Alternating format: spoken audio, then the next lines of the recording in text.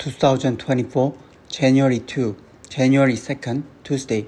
Security void. Starting this year, police take over anti-communist investigations. Starting this year, the National Intelligence Service has taken its hands off anti-communist investigations entirely, and the police have taken full charge of the job. Anti-communist investigations target violations of the national security law, such as espionage and anti-government activities. It was one of the main duties of the intelligence agency.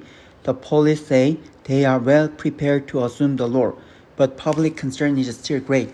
The previous Moon Jae-in administration pushed it hard to strip the intelligence agency of its control of anti-communist investigations. The then ruling Democratic Party of Korea, with a large majority passed the National Intelligence Service Law Revision Bill through the National Assembly unilaterally on December 13, 2020.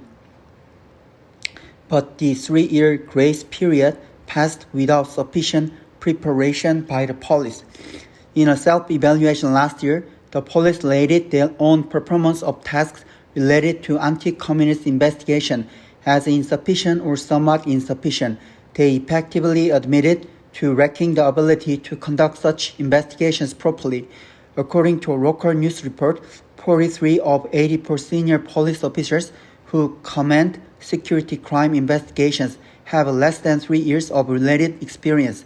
On December 26, the police announced 31 officers to be promoted to deputy chiefs of city and provincial police agencies and other posts in the same grade, but none of them have experience in national security investigations. This indicates that the police still put little importance on the investigation of national security breaches. The police reportedly plan to increase related manpower to about 700 this year. It is necessary to increase investigation personnel, but when it comes to catching spies, highly trained agents are essential. While the police are beginners, spies use increasingly cutting-edge techniques to disguise their secret messages. They are said to hide messages somewhere in image or music files. Even veteran agents of the National Intelligence Service had a hard time finding real evidence, though they spent more than 10 years tracking suspects.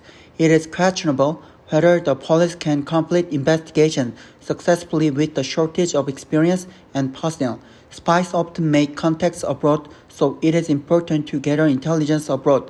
These days,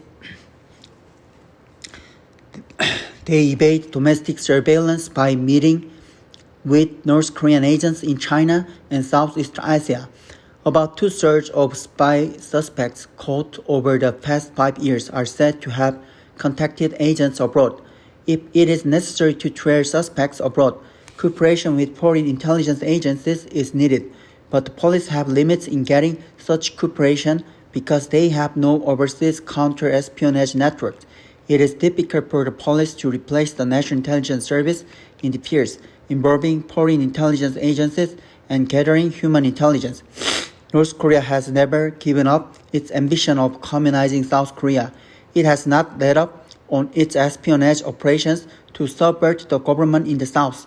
It is true that some people at home act in support of North Korean totalitarianism. To weaken anti-communist investigation in such circumstances only raises public anxiety. National security law violations are crimes that threaten the democracy and public security of South Korea. The National Intelligence Service has investigated spy cases since the establishment of the nation's first intelligence agency in 1961. As far as the national security law is concerned, the service has more know-how than anyone else. Experience in espionage investigations and overseas counter-espionage cannot be acquired overnight. Cutting out the NIS only serves Pyongyang's interest. Few intelligence agencies in the world would be stripped of the power to investigate spy cases. A new National Assembly to be launched after the general elections in April must dispel public anxiety over a void of security by restoring the NIS power to run anti-communist investigations.